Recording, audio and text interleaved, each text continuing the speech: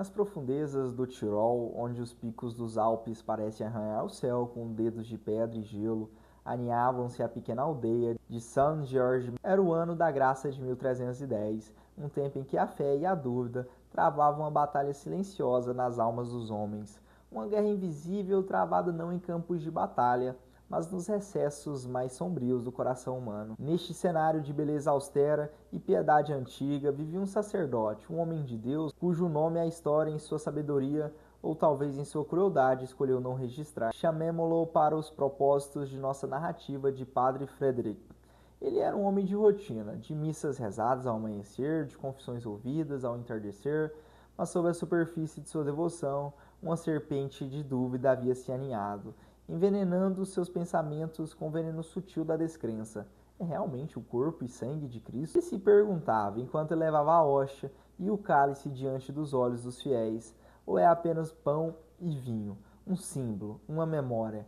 A questão o atormentava, uma ferida purulenta em sua alma, um eco das heresias que sopravam como ventos gelados dos vales distantes. Naquele dia fatídico, enquanto celebrava a Santa Missa na igreja do mosteiro, dedicada aos santos mártires Jorge e os santos apóstolos, a dúvida de Padre Frederick atingiu seu clímax. O ar estava pesado com incenso e oração, as velas tremeluziam como almas penitentes, e os rostos dos camponeses, marcados pelo sol e pelo trabalho, estavam erguidos em adoração. Mas no coração do sacerdote havia apenas um vazio gelado. Ele pronunciou as palavras da consagração, as palavras que por séculos haviam transformado o pão e o vinho no corpo e sangue de Cristo. Mas em seus lábios elas pareciam ocas, desprovidas de seu poder divino. Então aconteceu no momento em que seus olhos céticos se fixaram no cálice. O vinho, antes um líquido rúbio e inerte, começou a se transformar. Uma cor mais profunda, mais escura, espalhou-se por ele, como uma gota de tinta em um copo de água. Então, para o horror e espanto de Padre Frederick, o líquido começou a ferver. Bolhas subiram à superfície, estourando em pequenas nuvens de vapor. O vinho, agora sangue, viu-se transbordando pelas bordas douradas do cálice e derramando sobre o corporal branco como a neve. O cheiro de ferro e vida encheu o ar, um aroma primordial e chocante que contrastava com o perfume adocicado do incenso. O sacerdote recuou, seus olhos arregalados de terror. O abade Rupert, um homem de fé inabalável, coração puro, correu para o altar, seguido pelos monges e pelos peregrinos que lotavam a igreja.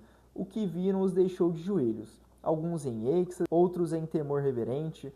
O milagre estava ali, diante deles, uma resposta inegável e aterrorizante à dúvida que havia atormentado a alma de seu pastor. O padre Frederick, pálido como fantasma, incapaz de olhar o sangue de Cristo, tremia incontrolavelmente, sua mente cambaleava à beira da loucura.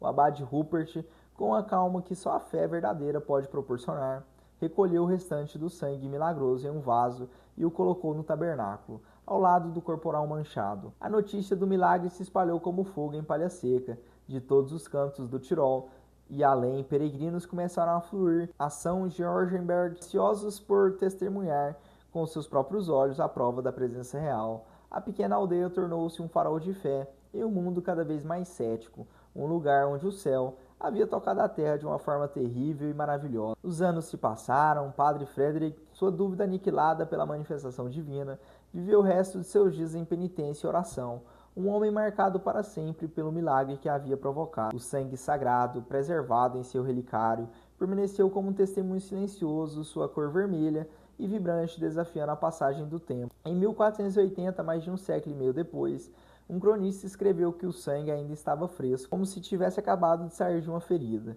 Em 1472, a igreja, em sua sabedoria cautelosa, decidiu investigar o milagre. O bispo Jorge de Brinchen enviou uma comissão para examinar a relíquia e interrogar as testemunhas. O resultado foi uma confirmação retumbante.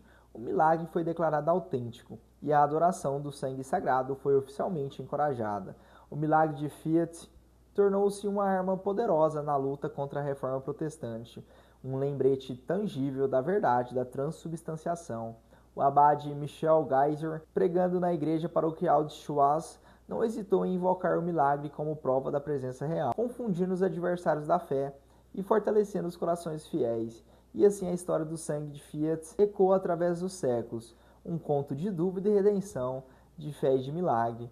É uma história que nos lembra que mesmo nas profundezas mais escuras da incerteza, a graça de Deus pode se manifestar de maneiras inesperadas e aterrorizantes, transformando o vinho em sangue, a dúvida em fé, e um humilde sacerdote em uma testemunha eterna do poder da Eucaristia.